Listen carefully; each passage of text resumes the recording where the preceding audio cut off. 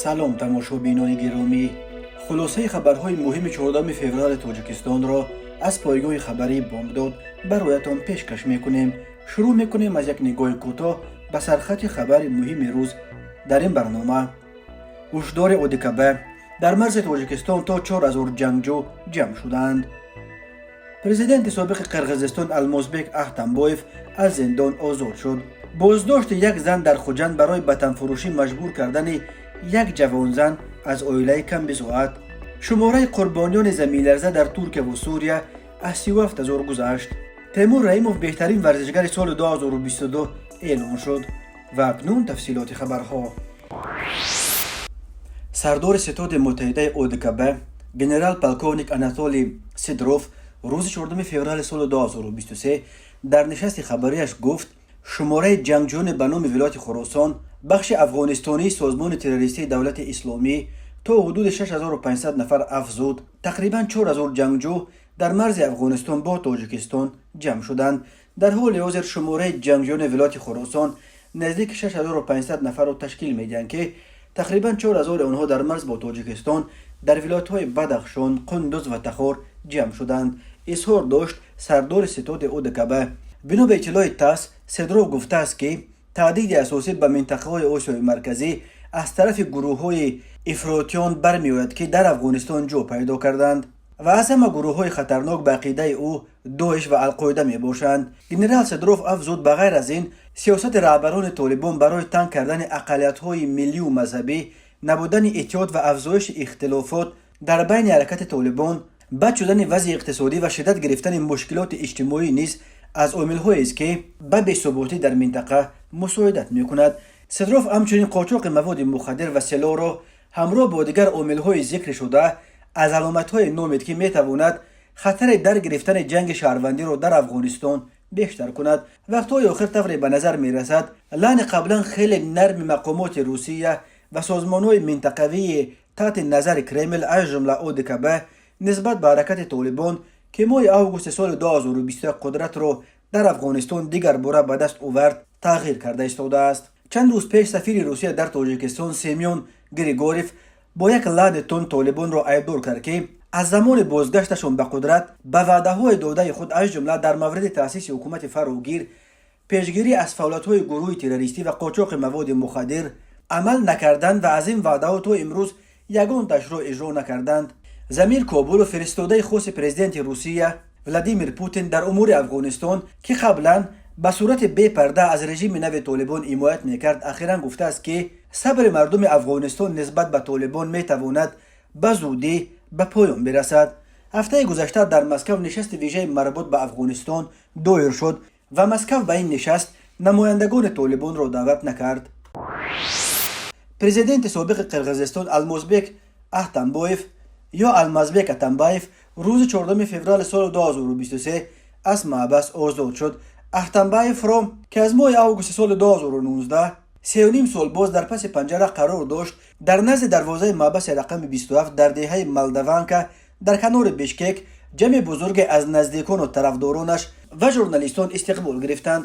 Ахтамбаев гуфт ки баъди озод шуданаш аз маҳбас барои табобат ба хориҷи кишвар меравад. рӯзи 13 феврал додгоҳи олии Қирғизистон ҳукми Атамбаев дар парвандаи ғайриқонунӣ аз маҳбас озод кардани яке аз чеҳраҳои машҳури олами ҷиноӣ Азиз Баткуаеви Чеченитаборро бекор кард ва ин парвандаро барои баррасии дубора пас гардонд.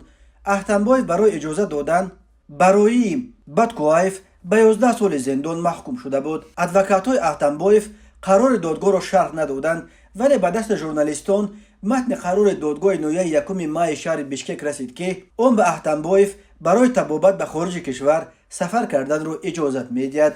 Алмозбек Ахтамбоев ки аз соли 2011 то 2018 президенти Қирғизистон буд ва бар хилофи хоҳиши раҳбарони кишварҳои дигар аз ҷумла президенти Русия Владимир Путин аз мубориза барои давраи дуюми президентӣ даст кашид. як сол баъди аз мақом рафтанаш дар моҳи августи соли 2019 дар пайи як амалиёти махсус ва чанд рӯз муҳосира кардани авлияш дар канори шаҳри Бишкек дастгир кардид. дар ҷараёни эътирозҳои моҳи октябри соли 2020 ки боиси сарнагун шудани ҳукумати президенти вақти Қирғизистон Сооронбой Жээнбеков шуд, тарафдоронаш Ахтамбаевро аз маҳбас озод карданд ولی در حالی که صادر جباروف کریز از طرف اعتراضگران آزاد کرده شد به کرسی رهبر اول کشور نشست، اتنبایف را بعد چند روز دوباره به زندان انداخت. به او وعده داده بودند که اکنون دادگاه پرونده هایش را عادلانه بررسی میکند و به زودی قانونا به آزادی خواهد برآمد، اما رهایی اتنبایف بعد اون بیش از 2 سال دیگر طول کشید. معلوم نیست که حال آزادی پرزیدنت سابق قرقیزستان با مساعدتی که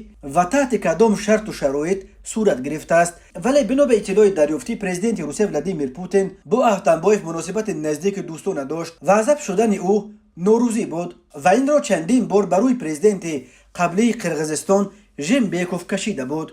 بسیاری ها پرونده های ضد اتنبایف را سیاسی می شمارند و بر اینند که هدف از این همه تعقیبات از صحنه تنگ کردن این شخصیت سیاسی بود. به ضد او در مجموع 7 پرونده گشوده بودند ولی در 3 پرونده او را سفید کردند و تنها پرونده بودکایف به 11 سال زندان محکومش کردند.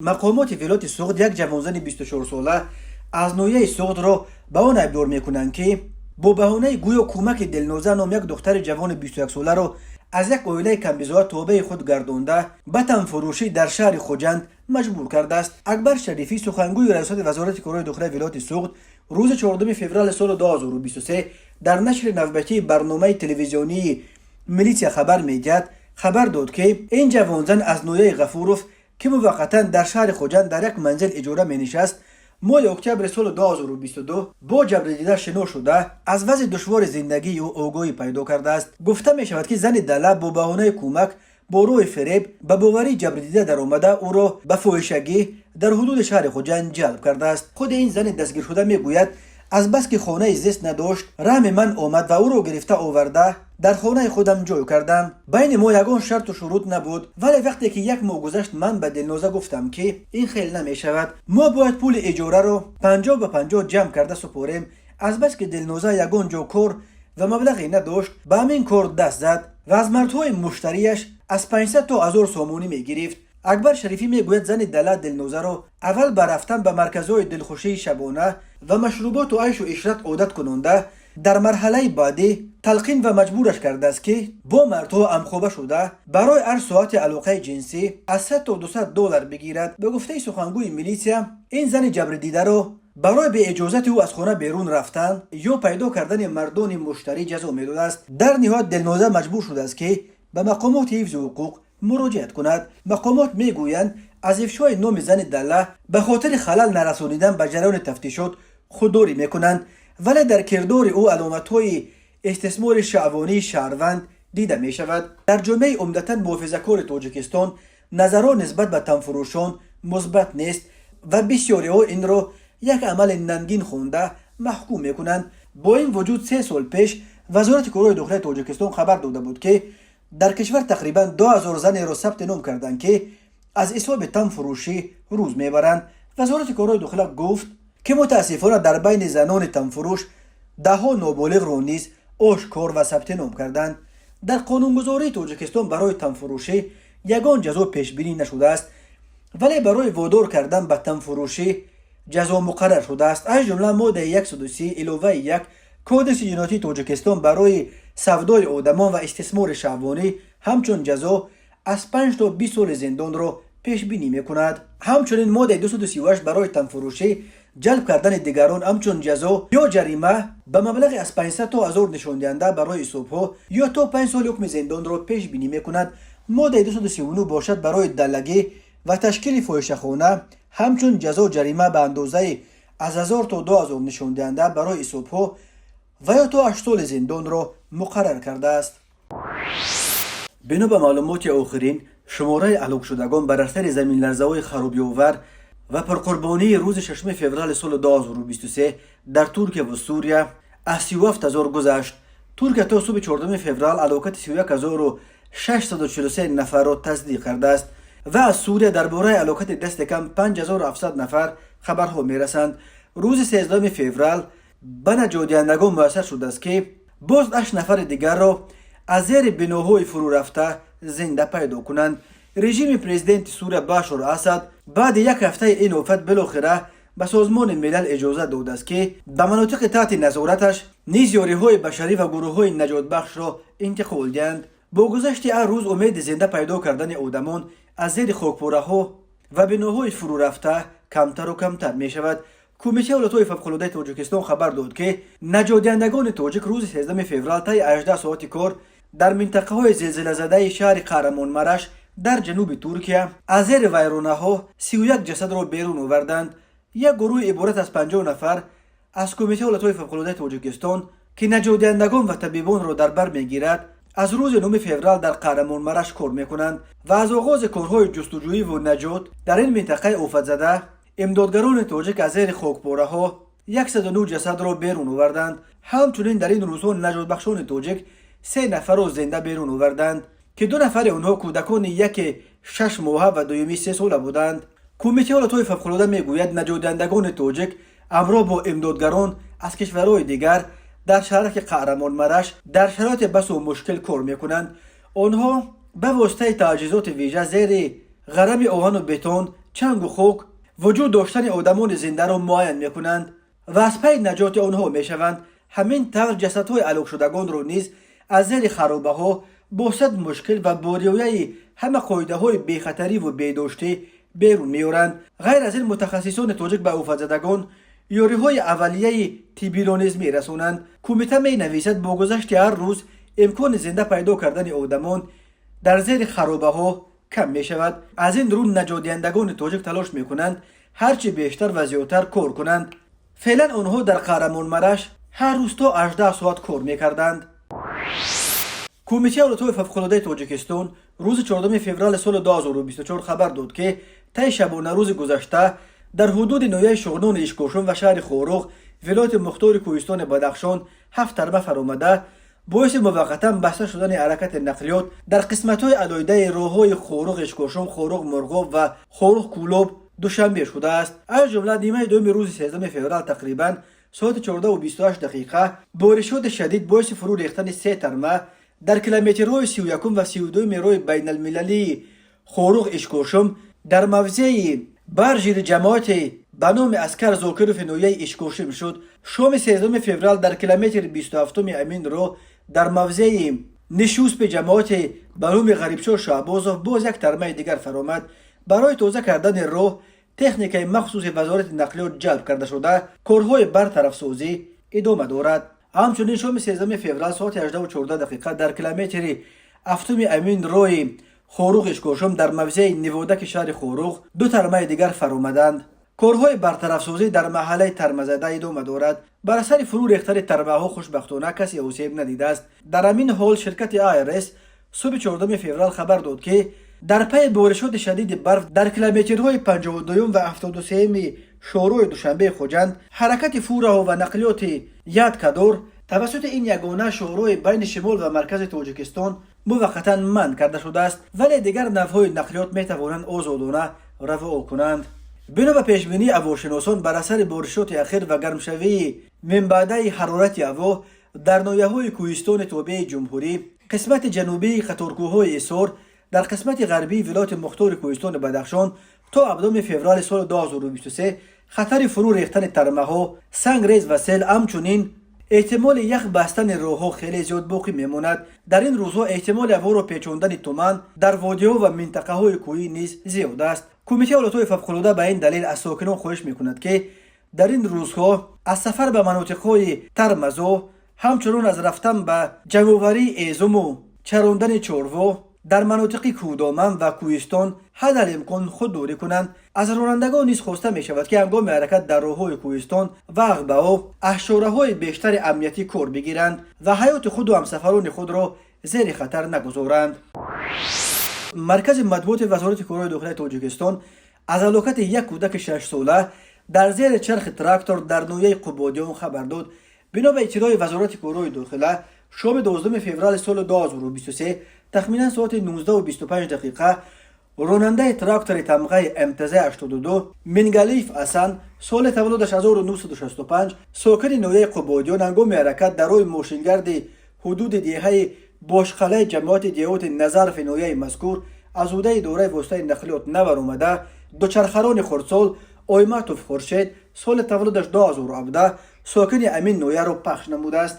در نتیجه دوچرخه‌ران خردسال اویماتوف جراحت وزن جسمانی برداشته هنگام به بیمارخانه دسترس نمودن در راه به هلاکت رسیده است. اوید بین حادثه تحقیقات ادامه دارد. هر سال در راههای تاجیکستان بر اثر صدمه‌ها تا 400 نفر به هلاکت رسیده، بیش از 1200 کسی دیگر معیوب می شود. ده‌ها نفر از قربانیان این صدمه‌ها متاسفانه کودکانند. 13 فوریه سال 2023 کمیته کار با جوانان و ورزش نزد حکومت جمهوری تاجیکستان ضمن یک مراسم تنطنوی بهترین های سال 2022 را در سوی ورزش اعلام کرد. جایزه‌داران چمپیونات های جهان و آسیا را با جایزه پرزیدنت جمهوری تاجیکستان قدردانی کردند. در مراسم معاون سروزیر تاجیکستان مطلوب خان ستاریان، رئیس کمیته کار با جوانان و ورزش، نایب پرزیدنت کمیته ملی المپیک تاجیکستان رحمانزاده عبدالله شرکت کردند. در اساس امر پرزیدنت که 11 فوریه سال 2023 به امضا رسید، 35 ورزشگر بهترین مملکت و مربیان آنها را با جایزه های پرزیدنتی سرفراز گردانیده شدند. مبلغ عمومی جایزه ها در سال روان که از حساب فوند مخصوص پرزیدنت جدا گردیده است 568750 سومونی را تشکیل می‌دهد. حجم یک جایزه برای هر یک ورزشگر و مربیان آنها از 6250 تا 50000 سومونی است. همین طریق تیمور رحیموف، شادمان رضایف، اسلمجان عزیزوف برای به دست آوردن مدال نقره چمپیونات آسیا، امامعلی نورعلی برای به دست آوردن مدال طلای چمپیونات جهان میان جوانان با 50000 سومونی، مهرو علیموف، سامان محمدبیکوف، بهادر عثمانوف، محمد ابروردینوف، مصطفی احمدوف برای به دست آوردن مدال برنجی چمپیونات آسیا با 25000 سومونی، دولت بولتایف برای به دست آوردن مدال طلای چمپیونات آسیا میانه جوانان تا 22 ساله با 18750 سومونی، سمیه قاسموف، ابوبکرعلی عبدالرحمنزاده، عبدالملک بولتایف، نیکروز سلیموف، شعباز حییتوف، محمد ابروردینوف برای به دست آوردن مدال نقره چمپیونات آسیا بین جوانان تا 22 ساله، سنت عبداللهیف، محمد امین عبداللهیف، عیسی نور محمدوف، انوشیروان فوزیلوف، علیرضا بهراموف برای به دست آوردن مدال نقره چمپیونات آسیا بین نورسان با 12500 سومونی، حسنیه خالوف، ملکه نظاموف، خسرفخان رحیموف، رسول احدوف، یوسف فوزیلوف، نورلنبک ارماتوف، اکملجان عبداللهیف، فیروز میرزا رجبوف، نورالله مرادوف برای به دست آوردن مدال برنجی چمپیونات آسیا بین جوانان، هنگامه ایسایوف، رسلان غفوروف، رستمجان اشوروف، حسین اسانوف، محمد عبدالحکیمزاده برای به دست آوردن مدال برنجی چمپیونات آسیا بین نورسان با 6250 سومونی قدردانی شدند. طبق نظامنامه جایزه پرزیدنت 20% مبلغ پیش بینی شده برای مربیان ورزشگران داده می شود. کمیته کار با جوانان و ورزش بهترین های سوی ورزش را در سال 2022 معین و با جایزه ها قدردانی نمود. تماشابینان عزیز و گرامی، این بود مرور به خلاصه چند خبر مهم امروز تاجیکستان. خبر و گزارش های بیشتر از تاجیکستان و درباره تاجیکستان و اطراف آن را در سامانه پایگاه خبری بامداد در این نشانه پیگیری نمایید: www.bomdad.com. خوش باشید.